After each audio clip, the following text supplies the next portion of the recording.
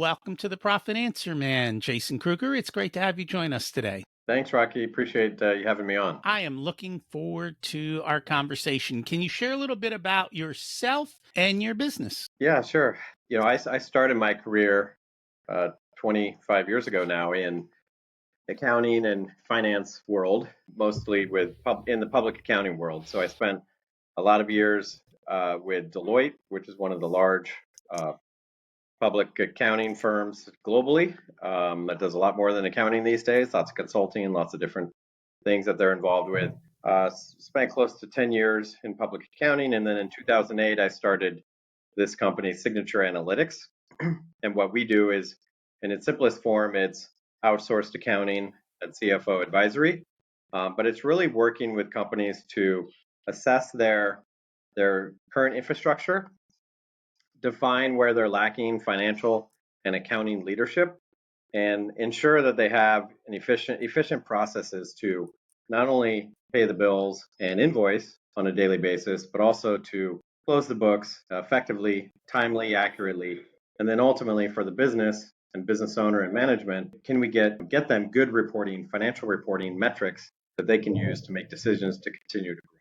And so we're able to integrate within our clients' existing teams. And in most cases, in other cases, we take over everything. But it's really focused on the goals and objectives of our clients and what they're looking to accomplish and making sure they're getting the information timely and accurately to do that. And that makes a lot of sense. And I'm just thinking from, just knowing the types of listeners we have and how business owners are, how do they even know if they have an efficient accounting process and that it's working properly and whether or not there's issues? Because none of them are accountants and they don't want to be. Right. Yeah, it's tough. And, usually the first signs are when the business owner or the company starts feeling the pain point, right? And I think that the first pain point is cash flow.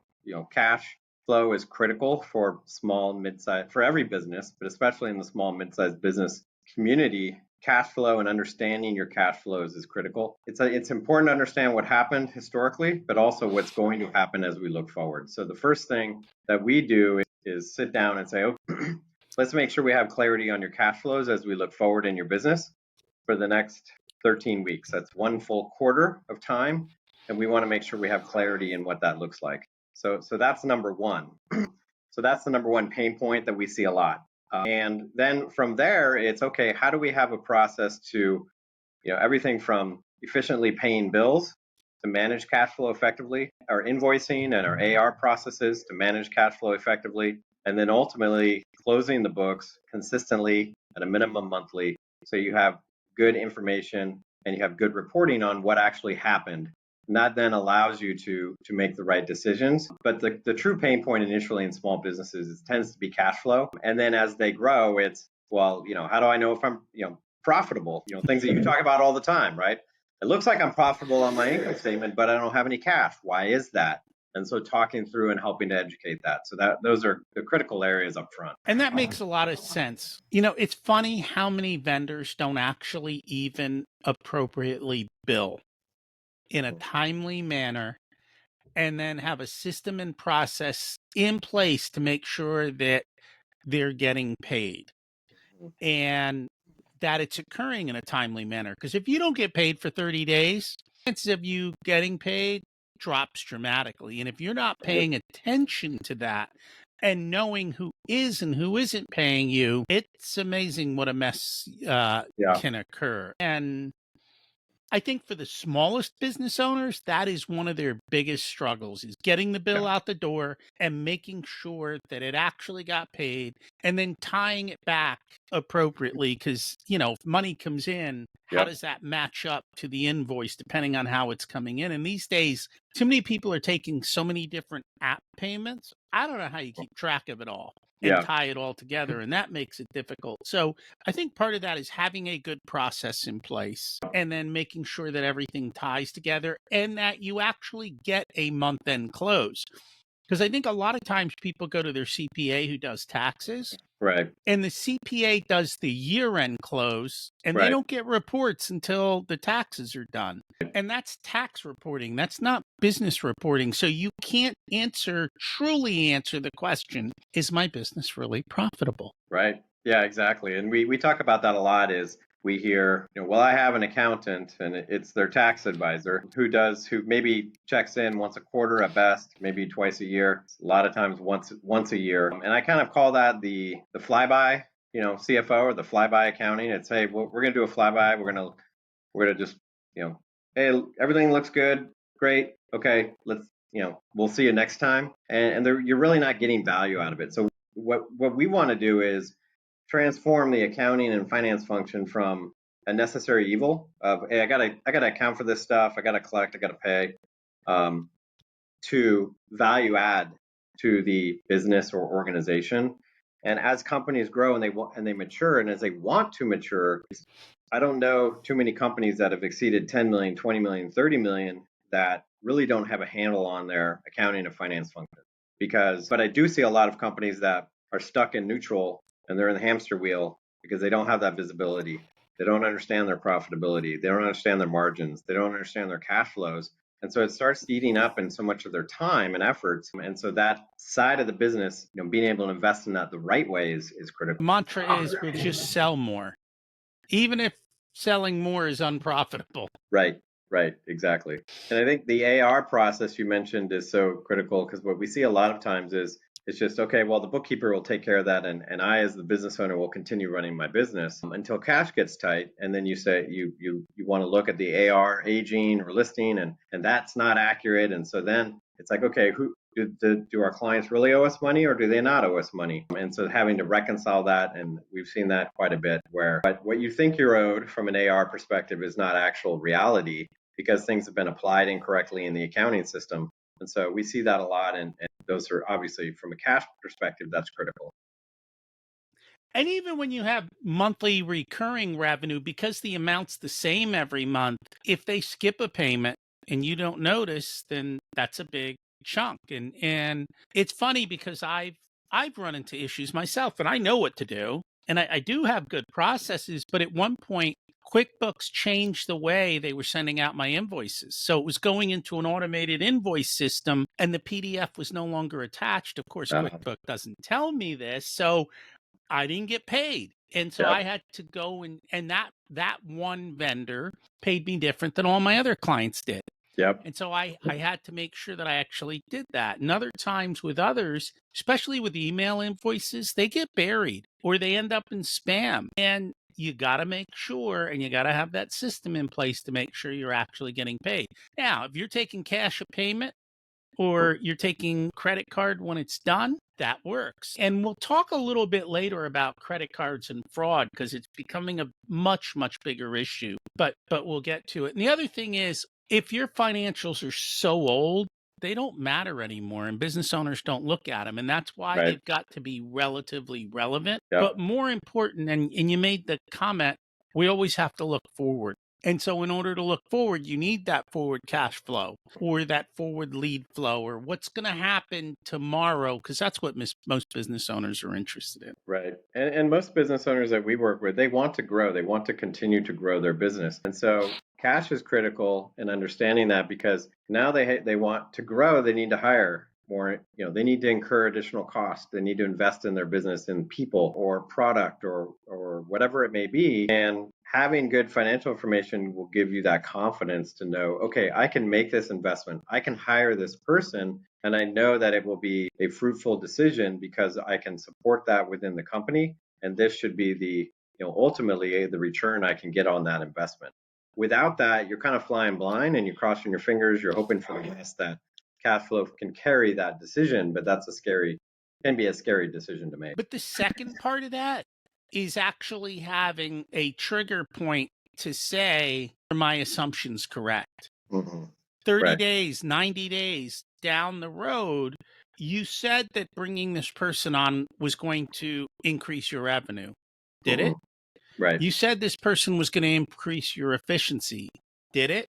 Mm-hmm. Did this piece of equipment actually deliver what was supposed to be delivered? Because if it's not, then you need to undo that decision. But if you're Right. not clear and you don't have metrics to measure it, you're constantly going down bad roads and they Hoping for the best. compound. Right. Right. Yeah, absolutely. I think we're definitely aligned there. Yeah. And so that's a big part of it. What are some of the surprising to you things that you see sometimes working with business owners and their financials? I mean, it goes back to what I was talking about before, which is in most cases, a business owner needs to feel. I'd love if business owners were proactive in getting things set up, and the processes in place at the beginning. What we see a lot of times is a second time entrepreneur or a third time entrepreneur, somebody who has had experience having gone through that before. They understand the pain points that they went through the first time. So they make sure that they put the value in the areas that they know they need value in. Accounting, finance function is one of it. HR can be we think of as a throwaway, but there's tremendous value in having the right individual driving HR associated with your business. Sales, marketing, operations, those are the key core components of a business. But we see so many times, again, it takes that pain point or it takes a point where a company or business owner wants to obtain some level of financing. So they're going to a bank and the bank says, hey, great, you sounds like you have a good story, you have a good company. The first thing they're going to ask for is some of your financials. And if you hit print on QuickBooks and you just send the financials, you're losing credibility from the bank in a lot of ways, or could lose a lot of credibility, and they don't necessarily represent the story that you want to be telling to the bank. You want to be truthful, you want to provide them with accurate information, but I think the way and the format you provide that information to the bank can add to that credibility and can really increase your chances and types of financing opportunities that you can get. And so we see that a lot of times, which is we come in after the fact. Hey, we're trying to get financing. The bank preferred us in because the accounting's a mess. Business is at a standstill because they need the cash, they need financing. They're really feeling the pain of that. So let's help them to get to that point. But we see that's one of the things that we see quite a bit. Is it because the way the P&L is organized in QuickBooks, or is it because the stuff on the balance sheet doesn't make sense? Or it's both. A lot of times it is the balance sheet. A lot of business owners they look at the P&L and they're okay, hey, that's how my business is doing. What I will say, and I know this is the direction you're going, Rocky, is if your balance sheet is not accurate, your P&L is probably not accurate either. So there may be hidden costs that are hung up on the balance sheet. There may be revenues or something that hasn't been recorded effectively that is also impacting the P&L. And it's pretty obvious when a banker or an outside sophisticated individual looks at a balance sheet, they can know pretty quickly whether the financials are in good shape and whether there's credibility there. From a P&L perspective, you obviously want to have it organized in the right way. It doesn't help. I don't think it doesn't help you at all to just send the P&L with every single account that you have. A nice summarized version is easier for the bank to understand. The more you show them, the more they're going to look at it and ask questions that probably are not even material, but will take longer than you need to be taking, right? And so let's make sure we give them a nice summarized version that makes sense. If they want more detail or information, we can give that to them. But I think a nice summarized version of the P&L, a nice balance sheet that's also summarized effectively, gives you the credibility, presented in the right format. At the end of the day, we want to give the bank a package of the information so that they can just go through it, send it to underwriting, and get you through and approved versus the back and forth. Will I get this loan? Will I get this financing or line of credit? Will I not? And that's what we see as best practice. And a lot of times banks are looking at ratios and they're looking at how things tie to each other. And if you don't know that, while you think the balance sheet and the P&L look good, the ratios might tell the bank it's high risk. And Right. and they have certain things that they're just automatically looking at. So you Yep. have to be clear on what those are before you go to them and be able to do that. Yeah. Yeah. I The was going to say same thing banks love goes. assets. They love assets. They love current assets. They like reduced liabilities, and they like a strong equity function or retained earnings within the company. And that they do. And again, it also depends what you're borrowing for. If you're borrowing from real Yep. estate, it's a very different process. If you're borrowing for a piece of equipment, it's different. If you're borrowing for just operating expenses, it's Mm-hmm. a very different story. Or if you're just borrowing for factoring to cover incoming Yep. inventory, it's a different story. So again, the purpose of what you're doing makes a difference to the people who are going to lend for that. And so you Absolutely. just have to be aware of it. Yeah, and for the bank, it really comes down to collateral. In the worst case situation, how will they get repaid? And when you talked about real estate, well, the collateral is typically the real estate, the building, the land that you're acquiring. And so it's easier for them to get comfort and without as much reliance on the financials. Same with equipment. Equipment's worth a certain amount, they can have some level of collateral there. If it's operating or working capital, as you mentioned, well, then it's based on the business, right? And so they need to have comfort that the business cash flows effectively to pay down that loan. And then it comes down to the ratios that you were talking about that they look at. And for small business owners, ultimately to the personal net worth of the individual, that's ultimately going to have to guarantee that. It's very, very rare that a bank would not make a small business owner also sign a personal guarantee in addition to the business. And so your personal finances also need to be in order. Right. Right. That goes along with it, right? I mean, we talked about this before we jumped on. Personal financial statements as a business owner, when you do have financing, when you do have a personal guarantee, you have to update those at a minimum once a year and provide to the bank. So I think it is best practice to have a process to ensure that you understand what your personal financial information looks like. And that is very true. You deal with a lot of larger, smaller businesses. Do you find that the owners are appropriately paid, or are they still struggling to appropriately pay themselves when they get to your level? Yeah. It depends is usually the answer. It's a difficult balance because when a business and a business owner starts to see success, they want to and they deserve to receive the fruits of their labor. They deserve to participate in the profitability that they're driving. That being said, if they want to continue to grow, they need to be able to reinvest back into the business to effectively do that. And so what we, with our clients, what we do a lot, in a lot of cases is talk to them about what are your personal goals and what are your business goals and how do we align those so that you're getting appropriate compensation from the business, but also able to achieve the goals you have for the business without sucking the business dry of all the cash it has, right? And we've seen that before too, where business owners, they took all the cash out and now the business is struggling from a cash flow perspective, is now late, is having to pay their vendors late, potentially damaging relationships they have and really creating a lot of strain and stress for the team at the business and the business as a whole. And so there's a balance between what are your personal goals, how much cash do you need from the business personally versus what are your goals for the business and the growth that you would like to see as you move forward. I'm a very big fan that if you're going to reinvest in your business, there better be a return on that investment above Yep. and beyond just in the business.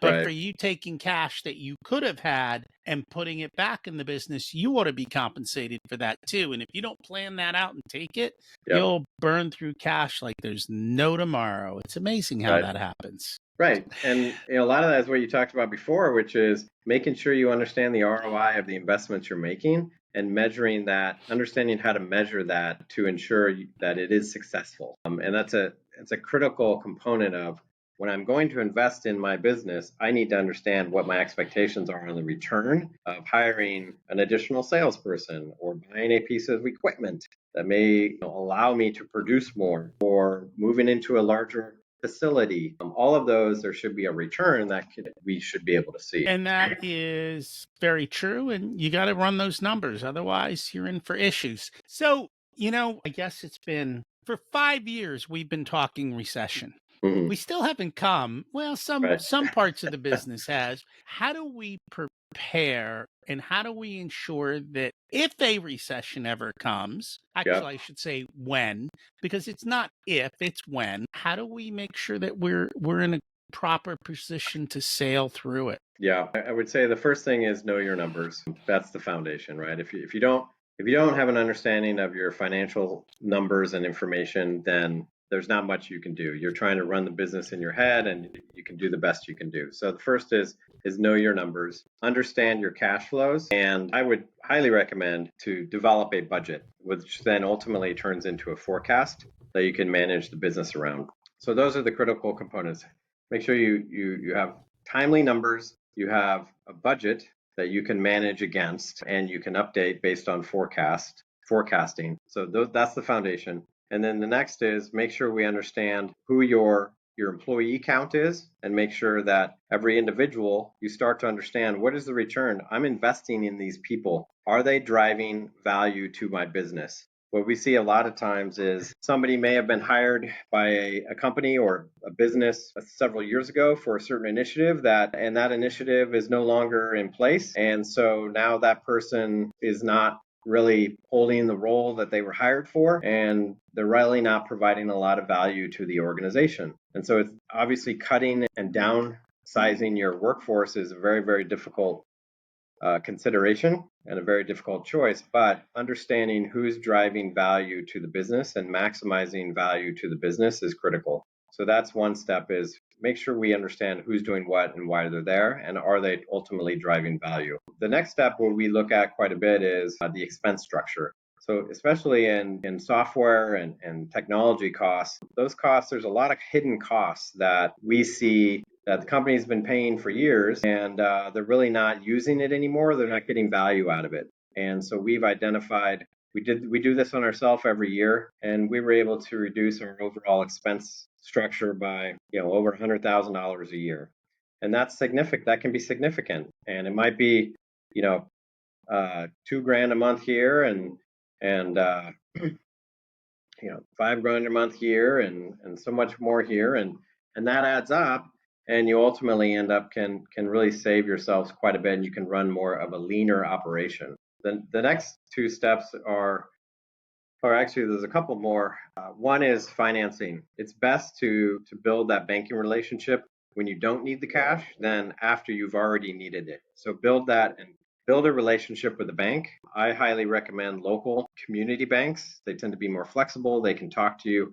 They can really understand your business. You can build that relationship. Larger banks, you can still have that relationship. It depends on who you are, but the local banks tend to want to be out there. They can be more flexible with you, and maybe start to drive the process of getting a line of credit right now when maybe you don't need it, but maybe down the line, maybe you will if the economy starts to go into a recessionary period. A couple of other things: real estate. With the remote workforce, do we all really need as much real estate as we needed in the past? Do we need to be paying as much in rent and lease costs as we did? And then the final one is companies that have inventory or manufacturing or distributors. When you look at your inventory, essentially that is your cash on the shelf. So we want to make sure that we have enough inventory that's not going to disrupt our ultimate sales channel, but we don't want to be holding extra inventory, just in case that never comes. We want to make sure we're efficient. We have a good flow through of inventory, and we understand that inventory process so that we are turning that cash into inventory and back into cash again very quickly, versus having it sit on the shelf. And then when you do need cash, you have to sell the inventory at a discount because you need cash. And so we don't want to get in that whole process. So those are some kind of high level quick hits that every company can really. And again, you have to prepare, always have a plan. Whether or not you need to implement it is irrelevant, but at least having a plan in place makes it easier in the moment and allows you to react faster in the situation, because things turn quickly. Like COVID caused things to turn very, very quickly. And I can tell you, those businesses that had cash in the bank were able to pivot because they could sleep at night. And those that had a plan in place knew at least, hey, here are some action steps. Because once you get moving, you keep moving. But too often people get stuck. And when they get stuck, it doesn't take long till things run out, because a lot of businesses don't have cash to survive for very long. Right. Yeah, absolutely. And I think the plan is critical. Understand all those things I mentioned, you don't have to do today, but having an understanding of what you will do when you need to is critical. And again, it comes down to cash, how you use that cash, how you invest that cash, so you can effectively run the business the way you want to. And that makes a lot of sense. The last topic I wanted to touch on was fraud. And we're seeing a lot more of this. We're seeing it in ways that I don't think we've seen it in the past. Everything from, I've seen checks intercepted in the mail and cashed, and banks aren't super helpful when that occurs. People getting into your systems and putting through fraudulent invoices. The other fraud that is actually it's still fraud. If somebody buys something from you, pays you on a credit card, and 60 days later challenges the card. And the credit card companies tend to favor them versus you, which is not Yep. nice. And so all of these different things that are happening, and fraud is extremely expensive when it happens. I'd love to Yep. know your thoughts and how we prevent it. Yeah, I think it really comes down to processes and controls. On the credit card side, if you accept credit cards, I mean, that's gonna happen. So people are gonna dispute it, even though, basically they are the buyer or the customer is committing fraud when they dispute it because they got the product, they got the service, and now they're trying to get away with something. So having a process set up, if you do accept a lot of high volume credit card transactions, having a process set up to be able to work through the disputes appropriately. Each credit card companies have a process that companies go through to manage the dispute process. They understand that customers will take advantage of that. It is a pain, but there's a process, and if you have that process, you can win back most of those situations.